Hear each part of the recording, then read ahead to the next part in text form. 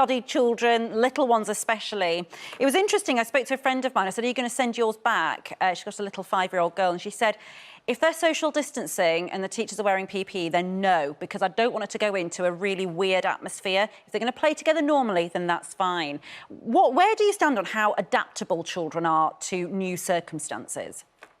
Well, good morning. I mean, I do think that children are incredibly adaptable. And I think that what they will be walking into is a different classroom system. But very quickly, I think they'll be gathered up by their class teachers who will talk them through it and let them know that this is the sort of new way in which we're going to be at school together.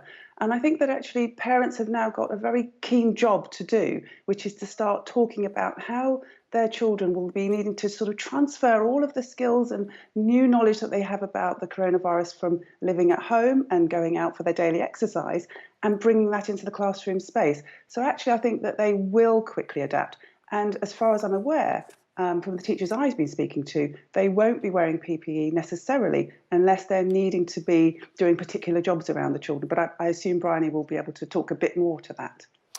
Ben, your son Arlo is set to go back on Monday. How are you feeling about him going back, and what sort of preparations, as Laverne has just been suggesting, have you been making with him in terms of understanding that the environment he's going back to isn't the one that he left? Yeah, again, thanks for having me. I think with Arlo, we were 50-50 initially around whether we would be sending back. A lot of our confidence has come from the communication that we've had from the school, which has been very, very consistent over the 10 weeks that we've been off. They've explained that whilst the classroom changes will be happening, it's not going to be massively drastic, and their real concern is making sure that the children feel comfortable in that environment. I saw in the little VT that there was, the tape being put on the desks and things like that. From the images that we've been sent from our school, we aren't expecting anything as scary looking as that. And for us, that gave us the confidence. With Arlo, throughout the whole lockdown period, he has been aware, obviously, that, things are very different. We've tried not to overwhelm him with too much information. So I think for him, maybe it's felt like more of an extended holiday from school. He is keen to go back, excited to see his friends. And we just felt that given the steps that have been put in place at our school, we feel quite comfortable to do that. And Ben, do you know that if in your particular school, if boys are anything to go by, they love to wrestle, that's the one thing they want to do. Will they be allowed to do that? Will they be able to behave normally with each other during playtime? Do you know that? Yeah, it was one of the questions that we did ask. I think the general direction has been that the teachers are going to try to not pounce on children every single time they sort of come into any contact. Obviously, something like grabbing each other and they are obviously going to try and discourage that behaviour. But what they said they don't want to do is scare these children every single time they get a little bit too close to each other. Let's talk to Bryony, because, of course, Bryony, you're a head teacher of a school in Worcestershire where you are, and you have been dealing with the concerns of all sorts of parents, like Ben, but equally the teachers as well, and their concerns with their own health and their own safety. How difficult has it been? I think the whole period has been really difficult for everyone. It's been difficult for staff, it's been difficult for parents, and it's been difficult for the children as well. At the moment, my biggest job, I suppose, is reassuring parents, reassuring staff, and ultimately reassuring children that although it is new, it's a new normal, but it can still be safe and fun and exciting, and that they don't need to feel that they are coming into something that will be scary. And what concerns have the teachers had mostly that you've had to allay, presumably, in order to persuade them to come back on Monday? To be fair, my staff have been amazing, and I haven't had to persuade anyone. They've all been brilliant. We've been open right the way through lockdown. We've had varying numbers of children, and I've had staff on a rota, and I haven't had staff refusing to come in. I've had lots of conversations with them because obviously they are concerned.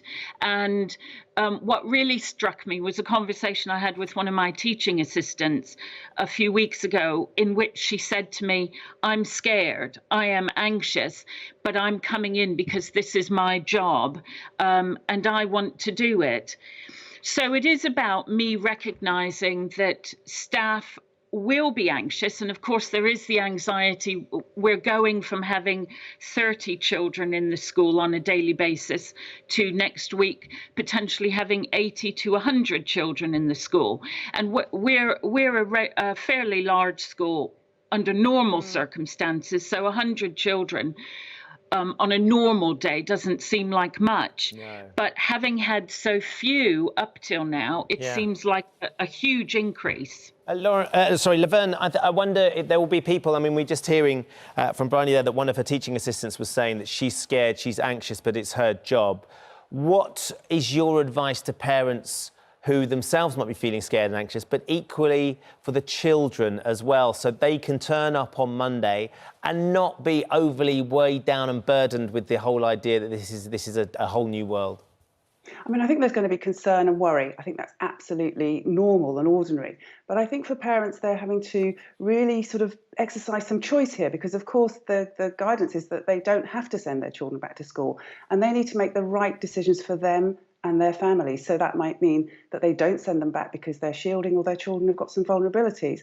But I think that what we all need to be doing is to be talking to children about this step back, that it will be different, but it is a real opportunity of recapturing something that is familiar in some ways. I mean, I'm absolutely, made up that year sixes are going back, because I think that they are a critical year group who, have had so many potential losses around the transition to secondary school. Yeah. So I think that they really do need that helping hand to get them through that pathway. But I think parents this weekend, from today, talking about it. Not everybody's going to be going back, as Bryony says. The schools are going to still be operating on a very small scale. So children will probably be watching their parents' reactions quite keenly and thinking, do they look like they think this is the right thing? But I think for parents, if you've asked the questions, you're happy with the answers you've got, and you feel satisfied, that's what you need to tell your children. And this is an important opportunity to get us back on that road of something a bit more hopeful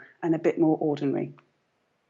Laverne, thank you so much for that advice. Ben, does that give you confidence? And do you feel that all the other parents will be feeling the same as you, where it's tentative but mostly positive? Because the kids do need to get back to socialising, don't they?